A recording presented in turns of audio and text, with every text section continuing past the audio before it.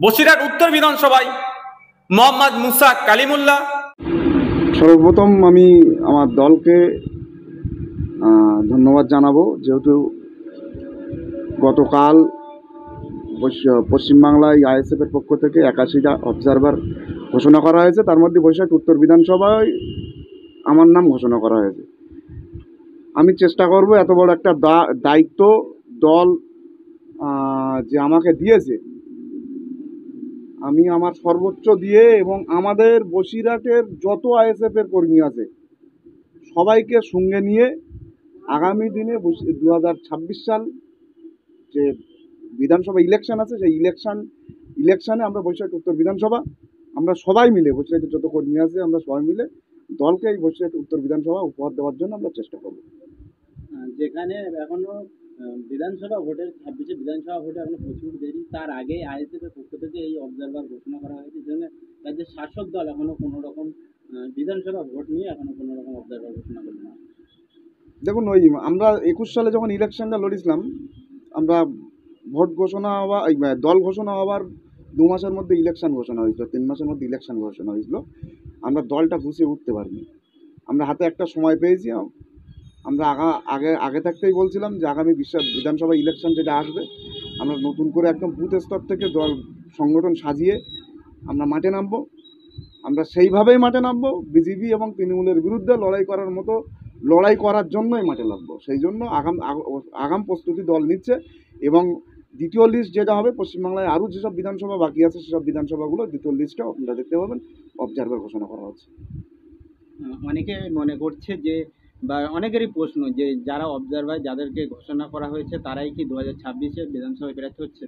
না, এটা এরকম কোনো বিষয় না। এদেরকে দল একটা দায়িত্ব দিয়েছে সংগঠনটা তৈরি করার জন্য। আমাদের সংগঠন পুনর্গঠন চলছে, বুথ স্তর থেকে একদম বিধানসভা স্তর পর্যন্ত, রাজ্য কমিটি পর্যন্ত আমাদের পুনর্গঠন চলছে। সংগঠনের দায়িত্ব দেওয়ার জন্য বুথ স্তর থেকে নতুন করে ছেলে তুলে নতুন করে সংগঠন মজবুত করার দায়িত্ব দেওয়া হয়েছে। আর ক্যান্ডিডেটের বিষয়টা 26 সালে কে প্রার্থী হবে কি হবে না সেটা একদম সম্পূর্ণ দল ঠিক করবে। দল যেখানে যাকে যোগ্য মনে করবে সেখানেই দল তাকে প্রার্থী করবে, এবং কে প্রার্থী হলো কে হলো না আমাদের দেখার কোনো বিষয় নেই। দল এখানে যদি একটা কলা গাছকেও দাঁড় করে দেয়, আমরা উত্তর বিধানসভায় যত কর্মী আছে আমরা তার জন্যই লড়াই করব, এবং তাকেই বসিরহাট উত্তর বিধানসভায় আমরা জিতিয়ে বসিরহাট উত্তর বিধানসভা আমরা দলকে আমরা উপহার দেবো।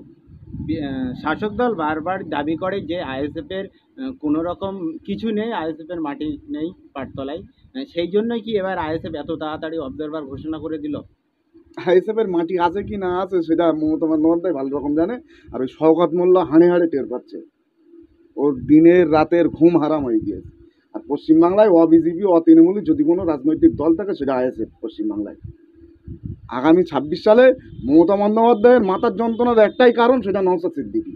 অ্যাজ এ লিডার পশ্চিমবাংলায় অনেস্ট লিডার নওশাদ সিদ্দিকী, সেটাই মাথার যন্ত্রণার কারণ। সেই জন্য তো নওশাদ সিদ্দিকীকে দমানোর জন্য, আটকানোর জন্য আজ পর্যন্ত ফুরপুরা শরীফ থেকে কোনো রকমভাবে কেউ রাজনৈতিকভাবে তৃণমূল কংগ্রেস বলেন এইভাবে, শুধুমাত্র আমাদের যে দলটা প্রকাশ্য ঘোষণা হয়েছে নিজের দল নিজে নেতৃত্ব দিচ্ছে, কোনো রাজনৈতিক দলের হয়ে খেলার জন্য কেউ নাম লেখায়নি। মমতা বন্দ্যোপাধ্যায় সেটাকে আইএসএফকে ভয় করছে বলেই সেই পরিবার থেকে কাসেম সিদ্দিকীকে তুলে নিয়ে এসছে, এনে মনে করছে যে আইএসএফকে দমাতে পারবে। মমতা বন্দ্যোপাধ্যায় একটা জিনিস বুঝে গিয়েছে, কাসেম সিদ্দিকীকে যেদিন থেকে দলে নিয়েছে তারপর দিন থেকে তৃণমূল কংগ্রেসের ক্ষতি আরও বেশি হয়েছে। কেন সোশ্যাল মিডিয়ায় 100 প্রচার হলে 99টা প্রচার কাসেম সিদ্দিকীর বিরুদ্ধে। আর পুরো পশ্চিমবাংলাব্যাপী মমতা বন্দ্যোপাধ্যায় যেটা আমরা রোজার মাসে আমরা দেখেছি, যে ইফতার মজলিস যেটা করেছিল, আমি একটা সমীক্ষা বলি, ইফতার মজলিস যেটা করেছিল একদম হঠাৎ করে সিদ্ধান্ত নিল পশ্চিমবাংলায় মুখ্যমন্ত্রী 16 সালের পর থেকে একদম 25 সালে এসে ইফতার মজলিস করার। তার আগে ফুরপুরায় গিয়েছিল মমতা বন্দ্যোপাধ্যায় 11 সালে। দেখুন, ইন্টেলিজেন্ট যে রিপোর্ট মমতা বন্দ্যোপাধ্যায়ের দলের যে ইন্টেলিজেন্ট যে রিপোর্ট আছে, তাদের কাছে কিন্তু একদম প্রকাশ্য পরিষ্কার রিপোর্ট আছে যে আইএসএফকে আটকাতে হলে এখন থেকেই মমতা বন্দ্যোপাধ্যায় প্রস্তুতি নিতে হবে। সেই জন্য কিন্তু রোজার মাসে ইফতার মজলিসে প্রথম গিয়েছিল, সেখান থেকেই চেষ্টা করছে আইএসএফ আটকানোর জন্য। আর ভাঙড়ের সম্প্রীতির যে ঘটনাটা ঘটেছে, এই ঘটনার পর থেকে পুরো পশ্চিমবাংলা ব্যাপী যেভাবে আইএসএফকে ওখানকার নটোরিয়াস ক্রিমিনাল যেভাবে আইএসএফকে দমানোর চেষ্টা করেছিল, নওশাদ সিদ্দিকী ভাইজানকে বদনাম করার চেষ্টা করেছিল, এটা একদম দিনের আলোর মতো পরিষ্কার হয়ে গিয়েছে। তারপর থেকে পুরো পশ্চিমবাংলাব্যাপী আইএসএফ তৃণমূল কংগ্রেসের চ্যালেঞ্জের মুখ হয়ে দাঁড়িয়েছে। শওকত মোল্লা বলছে যে আরও যদি 5 জনকে শহীদ হতে হয় তাও হবে, কিন্তু 26-এ ভাঙড় থেকে তৃণমূল কংগ্রেসই জয়লাভ করবে। কি মনে করছেন? আরে ও ক্রিমিনাল তো রক্ত ছাড়া বোঝে না, ও খুন মার্ডার ছাড়া ও রাজনীতি বোঝে না। 2011 সালে জীবনতলায় মমতা বন্দ্যোপাধ্যায় যখন গিয়েছিল, ওই বোম মেরেছিল, ও তখন বামফ্রন্ট করতো। অবিলম্বে এই ধরনের ক্রিমিনালগুলো পশ্চিমবাংলার রাজনীতির ইতিহাস থেকে মুছে দেওয়া দরকার। এদের স্থান হলো তিহার জেল, এদের বাইরে কোনো স্থান নেই। আমরা কোনোদিন চাই না হানাহানির রাজনীতি, রক্তপাতের রাজনীতি আমরা চাই না। আমরা শান্তিপূর্ণ রাজনীতি চাই, মানুষের অধিকার ফিরিয়ে আনতে চাই। মানুষ কে কোন রাজনীতি করবে তার অধিকার, তার নৈতিক অধিকার। এটা ভারতবর্ষের স্বাধীনতা হওয়ার পর থেকে আমাদের ভারতবর্ষের আইন আমাদের অধিকার দিয়েছে। সুতরাং আইএসএফকে দমানোর জন্য এখনও 5 জন লাশ যদি পড়ে, শহীদ যদি হতে হয়, এই ধরনের রাজনীতি একমাত্র তৃণমূল কংগ্রেস করে। আইএসএফ এই ধরনের রাজনীতি করে না। আমরা অবিলম্বে প্রশাসনকে বলবো, সম্প্রতি যেসব ঘটনা ভাঙড়ে ঘটছে, আগামী দিনে যা আরও ভয়ঙ্কর রূপ নিতে পারে। কারণ হলো নটোরিয়াস ক্রিমিনাল, হিউম্যান রাইটস যেভাবে তকমা দিয়েছে নটোরিয়াস ক্রিমিনাল শওকত মোল্লাকে, ওকে যদি অবিলম্বে যদি অ্যারেস্ট না করা হয়, ইলেকশন পর্যন্ত, আফটার ইলেকশন পর্যন্ত যদি ওকে জেলে না রাখা হয়, ভাঙড় আরও উত্তপ্ত হবে। ভাঙড় বলে না, পুরো দক্ষিণ 24 পরগনা উত্তপ্ত হবে। অবিলম্বে ওকে অ্যারেস্ট করে জেলে দেওয়ার জন্য অনুরোধ করব প্রশাসনকে। তৃণমূল কংগ্রেসের কোথাও অবজারভার নেই। ভাঙড়ে একটা এমএলএ নওশাদ সিদ্দিকী বিরোধী, সেখানে অবজারভার দিয়ে নওশাদ সিদ্দিকীকে বারবার রোখার চেষ্টা করা হচ্ছে। নওশাদ ভাইকে আটকানোর জন্য তৃণমূল সর্বশক্তি দিয়ে লড়াই করছে। তৃণমূল কংগ্রেস মমতা বন্দ্যোপাধ্যায় এবং অভিষেক বন্দ্যোপাধ্যায়ের সর্বশক্তি দিয়ে লড়াই করছে নওশাদ সিদ্দিকী একজন একটা 32 বছরের ছেলে, তাকে আটকানোর জন্য পুরো ইউনিট ওর পিছনে লেগে আছে। 46টা মন্ত্রী, 220টা এমএলএ, এমপি, 29টা এমপি, সব ইউনিটটাই ওর পিছনে লাগিয়ে দিয়েছে। তারপরেও ভাঙড়ের মানুষ যেভাবে নওশাদ সিদ্দিকী ভাইজানের পাশে দাঁড়িয়েছে, ভাঙড় তৃতীয় কোনো শক্তি নেই ভাঙড়ে। ওখানে যদি মুখ্যমন্ত্রী মমতা বন্দ্যোপাধ্যায় নিজে এসেও দাঁড়ায়, তাও 1 লক্ষ ভোটে হারবে। কেউ রদ করতে পারবে না ভাঙড়ে। আর অবজারভার কাকে করলো? সেই নটোরিয়াস ক্রিমিনালকে করলো। পুরো পশ্চিমবাংলায় তৃণমূল কংগ্রেসের কোনো অবজারভার নেই। তৃণমূল কংগ্রেস ভেবেছিল যে ওকে দিয়ে, নটোরিয়াস ক্রিমিনালকে দিয়ে ওখানে পরিবেশ গরম করবে, ছেলেদের ভয় দেখাবে, মারবে, দুটো একটা মার্ডার হবে, হয়তো ছেলেরা পিছিয়ে পড়বে।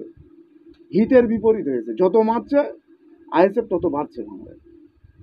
তাহলে 26-এ কি তাহলে আইএসএফের যে ভাঙড় থেকেই উৎপন্ন হয়েছে, আইএসএফের উৎপন্ন ভাঙড় থেকেই, সেখানকার তৃণমূল কংগ্রেসের অবজারভার শওকত মোল্লা তিনিই বলছে যে আইএসএফকে ভাঙড় থেকে হারাতে পারলে পশ্চিমবাংলা থেকে আইএসএফের নাম নিশানা মিটে যাবে। তৃণমূল কংগ্রেস উত্থান হয়েছিল ভাঙড় থেকে। 2006 সালে প্রথম এমএলএ পেয়েছিল আরাবুল ইসলাম। আর ভাঙড় থেকে উত্থান আইএসএফ।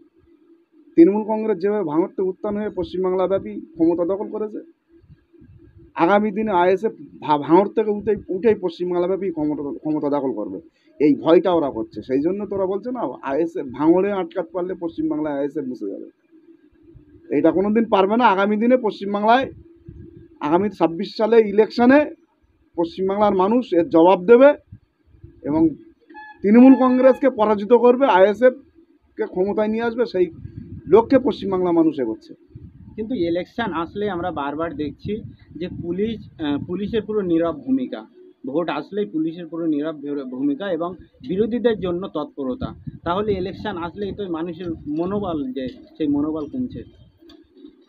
মনোবল কমার বিষয় না, বিষয় হলো আমাদের কর্মীগুলো আস্তে আস্তে বাংলার মানুষ অ্যাক্টিভ হচ্ছে। আমরা দেখেছি লোকসভা ইলেকশানে, বিধানসভা 21 সালে বিধানসভা ইলেকশানে, তারপরে পঞ্চায়েত ইলেকশানে এবং লোকসভা ইলেকশানে, সব জায়গায় ইলেকশান ওরা কীভাবে করে। প্রথমত ওরা বুথ স্তরে ভোটের দিন দখল করার চেষ্টা করে, দখল না করতে পারলে ওরা গণনা কেন্দ্র গিয়ে সেখান থেকে গিয়ে সার্টিফিকেট কেড়ে নেয়। এটা পশ্চিমবাংলার একটা ঘটনা চলে আসছে। আগামী দিনে আমি বলছি এই সুযোগ তৃণমূল কংগ্রেস আর পাবে না। প্রশাসন নীরবতা পালন করুক, প্রশাসন নিরপেক্ষতা থাকুক। তৃণমূল কংগ্রেসের ক্ষমতা নেই পশ্চিমবাংলা থেকে একটা কারোর একটা মেম্বারেরও সার্টিফিকেট কেড়ে নেওয়ার ক্ষমতা নেই।